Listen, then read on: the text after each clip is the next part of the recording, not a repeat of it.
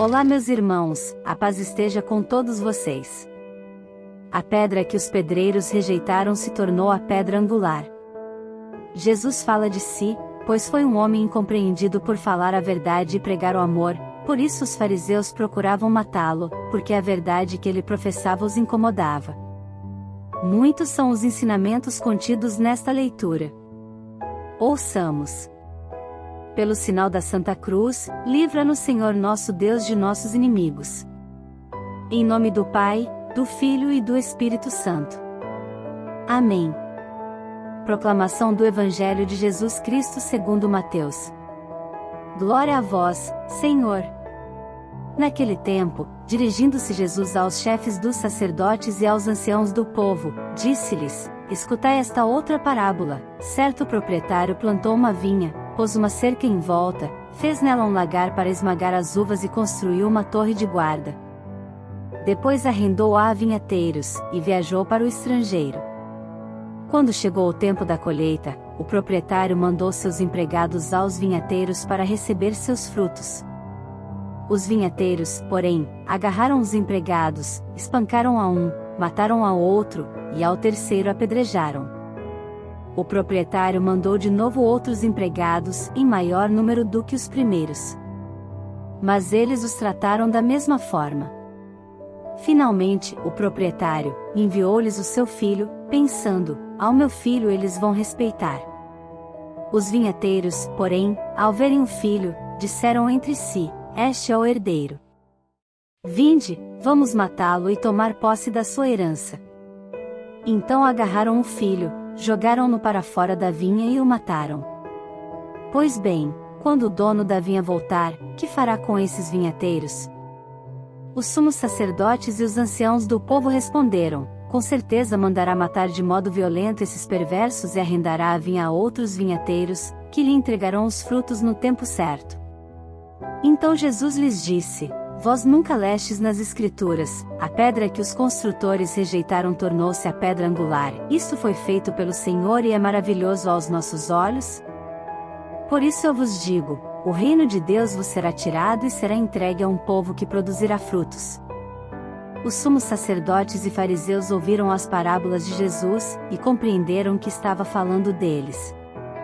Procuraram prendê-lo, mas ficaram com medo das multidões, pois elas consideravam Jesus um profeta. Palavra da salvação. Glória a vós, Senhor. Jesus é a pedra angular.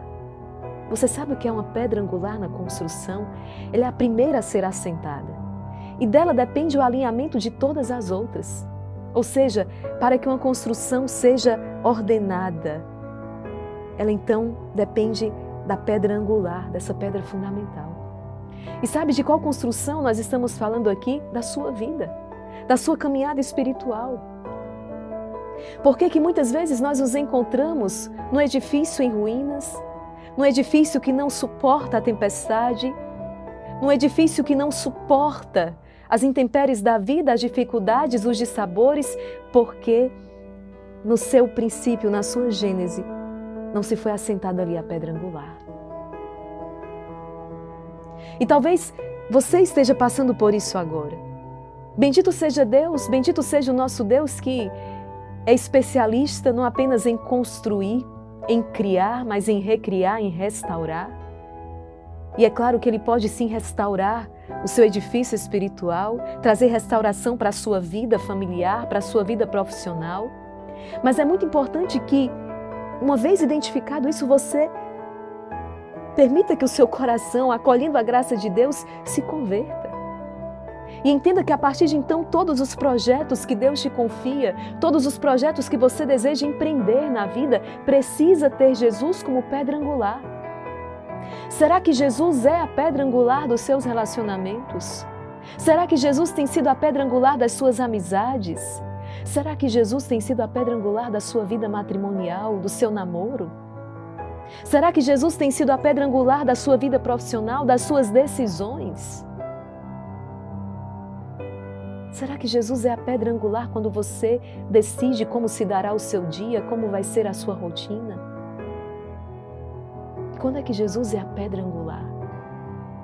quando eu decido colocar em prática os ensinamentos do Senhor.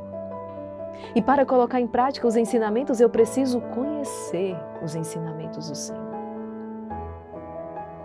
Isso se dá de maneira eficaz quando eu desenvolvo com Ele um relacionamento. Porque não se trata de um manual. Muitos talvez abram a Bíblia dessa maneira, como um manual. Acontece que a palavra de Deus, na verdade, é uma pessoa. Jesus. E uma pessoa que nos chama a um relacionamento de amor. Amar a Deus, que primeiro me amou. E aí é totalmente diferente, então, quando eu abro a palavra de Deus, a Sagrada Escritura, não estou ali diante de um manual, eu estou ali diante do meu Deus, em quem eu confio e a quem eu amo. E por isso que eu sigo os ensinamentos como um filho que confia no seu pai. E sabe que é aquele pai que é o melhor para ele.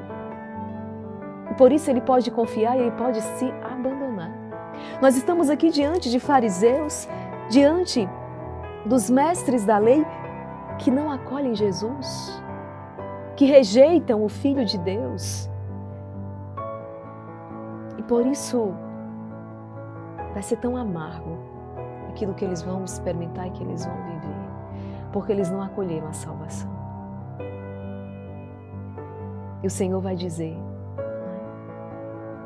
vocês fecharam o coração e não acolheram o reino de Deus em vosso meio, mas ele então será entregue a um outro povo que dará fruto.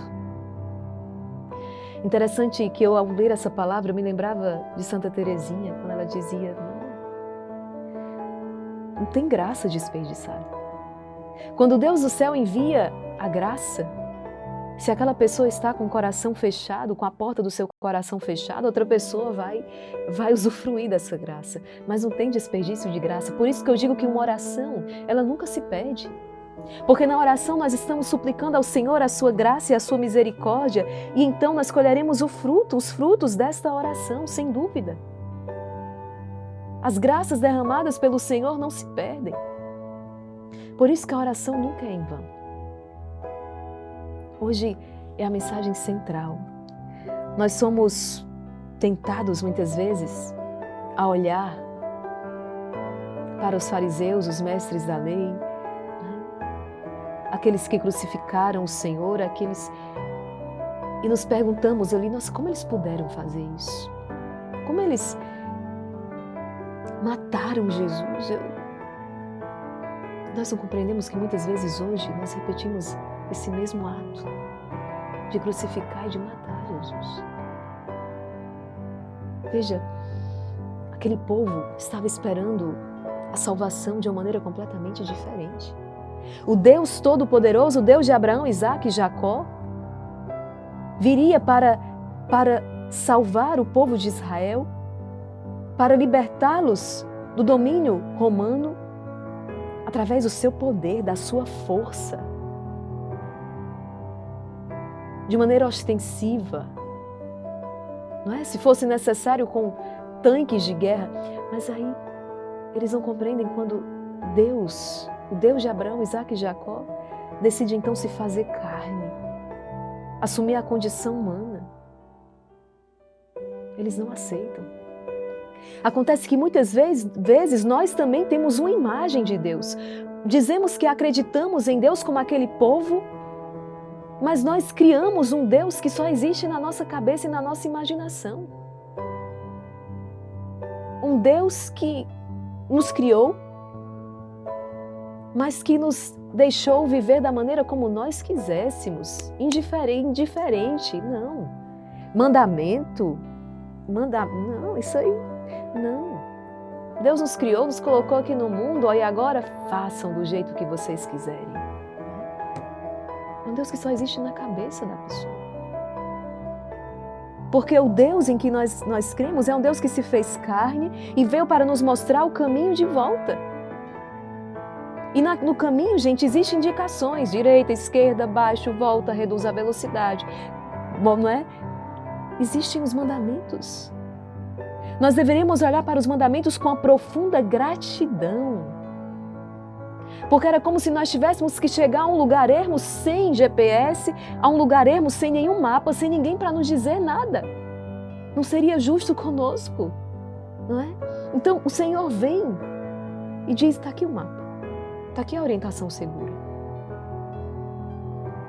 E no caminho vocês já serão felizes ao observar isso aqui. Isso é amor, isso é cuidado.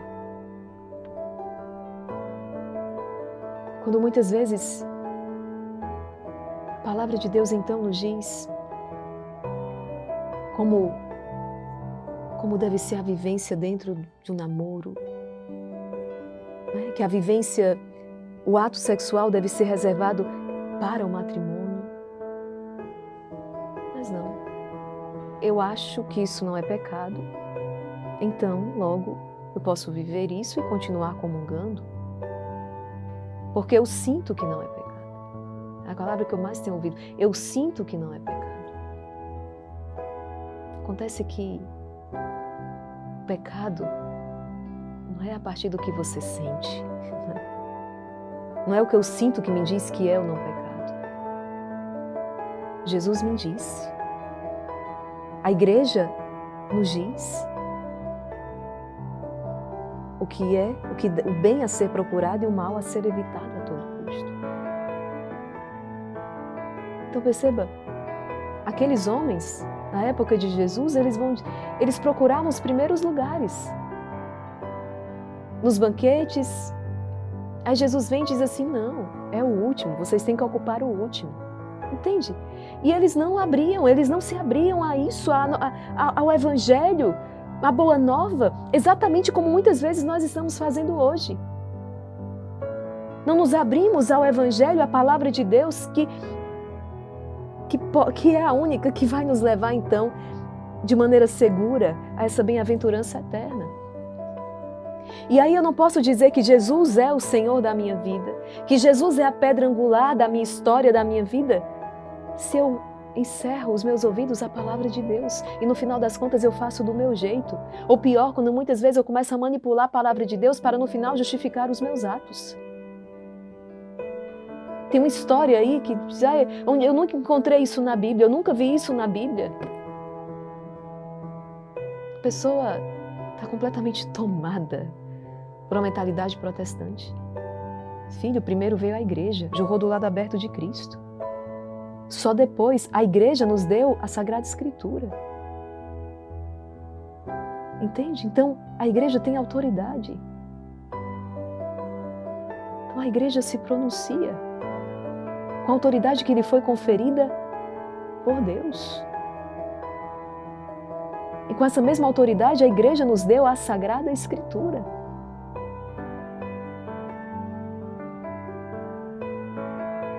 Esse engano, ele é trágico.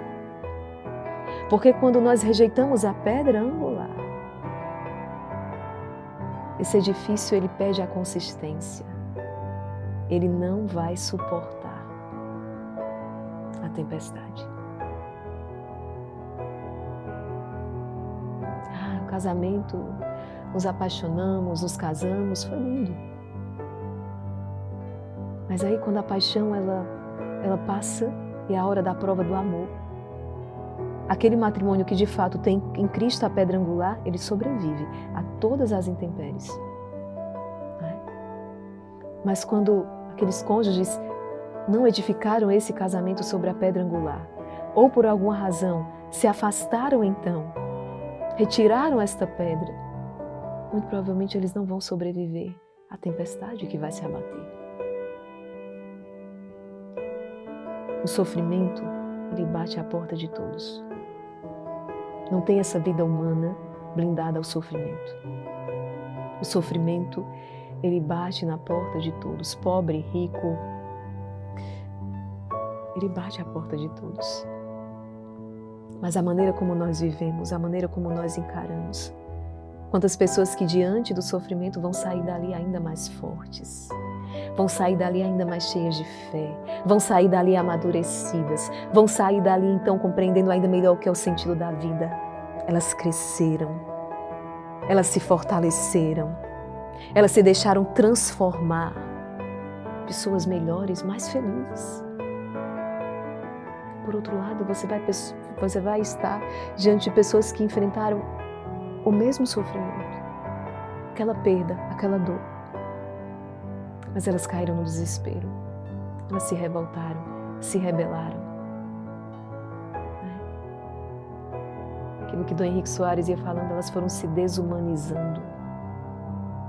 Aquele que fez de Jesus a sua pedra angular, no sofrimento, ele vai se divinizando. Olha como isso é forte.